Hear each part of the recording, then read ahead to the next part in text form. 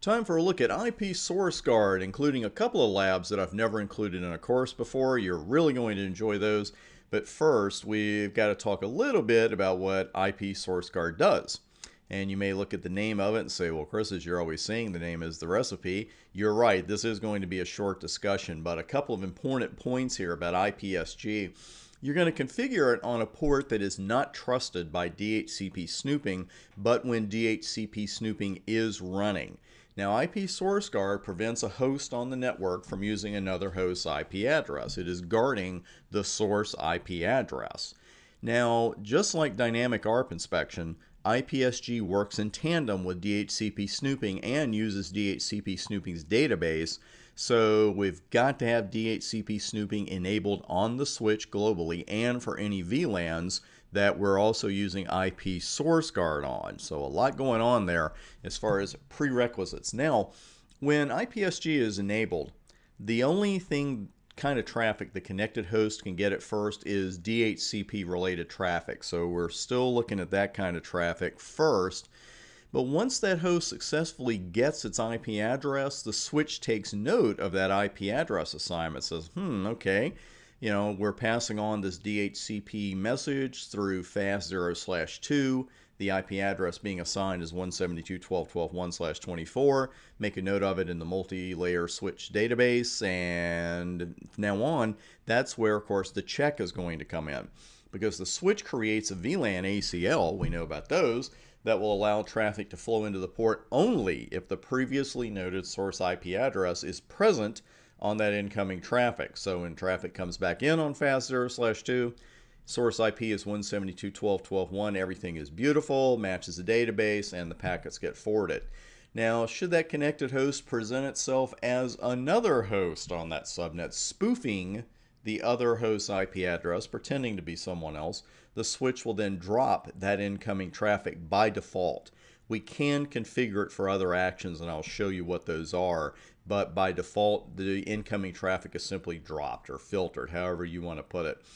Now, to see this in action, our first lab involves the lab we built during our DHCP snooping lab, and I just want to give you a quick review on that. Routers 2 and 3. Router 2 renewed its IP address via DHCP successfully in that lab. Router 3 was configured with IP address DHCP. It acquired an address for the first time successfully, and we know our trusted ports, trusted by DHCP snooping, are ports 2, 3, and 12.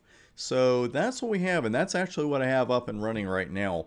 Now, for clarity's sake, because I'm about to add another router here, the checkboxes have got to go. So the list of trusted ports, the DHCP trusted ports, will remain on the screen, but the check marks are going to go away. And here is router 1. It needs to acquire an IP address via DHCP, and it's connected to 0/1 on our switch, and we're really ready to go there. What we're going to do instead of trusting it, though, and using DHCP snooping, is using IP Source Guard so we can see what's going on there. So let's go ahead and bring the rack up. We're on router 1 right now, and that interface is actually closed, but I'm going to do a verification anyway. And we see administratively down, we know the deal there. And we also see 2 lines under that internet address will be negotiated using DHCP. So it's ready to get an address as soon as we open that interface. What we will do first is go to our switch, and do a show CDP neighbor. Just check our connectivity, and of course we don't see router 1 there because that port is closed. So you're gonna have to take my word for it on this one that it is connected to fast Ethernet 0/1. And the command is IP verify source. And there are some options here, mostly for future study with smart log and tracking. I will discuss the port security option with you and tell you real world versus theory when we get to that, as I always do, because as we know, the theory doesn't always match up with the live stuff. So we do have a port security option there. We also know that port security deals with what? What value? The MAC address value, the source MAC address precisely. But we're working with IP Source Guard, so that means we're really looking at the IP address. If we use port security, that means we're looking at the IP and the MAC address. Right now, let's stick with IP verify source. And that is the only command we've got that we need because I already have DHCP snooping running on the switch. I have everything set up from that the DHCP snooping lab. So we're good to go there. Let's go ahead and go over to router 1 and see what we can see. We'll do a debug DHCP first. And stand back. This could get rough. Let's see what happens. So we're waiting for 5 seconds. That's a good thing for you to see as well. And let's see, we're starting the discovery process. We're sending another attempt. We're sending another attempt.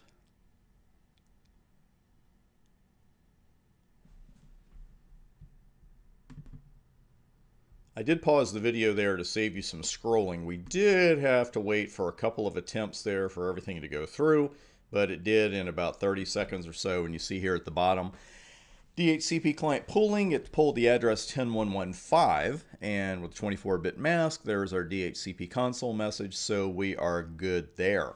Let's go back out to the switch and take a look at a couple of values, including one I don't think we looked at before. Show IP DHCP snooping binding, and this is a long one because I just want to look at that particular address. And this is a look at the DHCP snooping database itself, and it's show IP DHCP snooping binding. And if you leave it at that, it's going to show you all of them. I just wanted to concentrate on 0/1. You can see it has the MAC address listed, the IP address, there's the lease, which is infinite, and the type DHCP snooping, VLAN 1, and interface is running a little off the screen, but it's fast Ethernet 0/1. Total number of bindings shown there, 1. So far, so good. So let's do a little verify source show here. And I really want to share something real world with you here because this is really easy to fall for. I fell for it anyway the first time. Show IP verify source. You got your interface log, your filter type, your filter mode, IP address, MAC address, and the VLAN here at the very end, which I knew you could figure out. So why is it showing that my interface is disabled if under filter mode it says active and there's the IP address that we are guarding? And this is not in every iOS, but what you'll see sometimes will show IP verify source. Sometimes log is there and sometimes it's not. And what gets really confusing is you look at this and you go, well, wait a minute, my fast Ethernet 0/1 port is disabled. Actually, it's not. What happens here is log shows up under interface. These are two separate columns. And the thing is, you could stretch the screen out.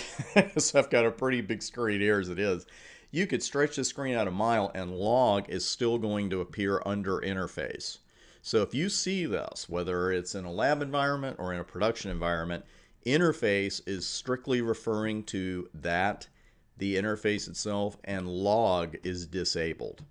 That's why I wanted to show you this particular iOS as well, because like I said, it's really easy to look at that and say, wait a minute, everything looks fine, but my port is disabled. No, it's not. These two columns are just crammed up. It's a formatting issue. And again, you can make the screen as big as you want to. You could shrink the font down to size 4, which would make us all very upset, and you still would have log directly under interface. So just wanted to show you that. Now, let's, we need to do a little bit of pinging, I think. So what we're going to do when we come back, we'll send some pings from router 1. Let's bring the board back up. And we'll start pinging. We had a VLAN on this switch that I took off. That was 10.1.1.1. We'll ping 100 and then see what happens when another router takes router 1's place on that same port. That's coming up next.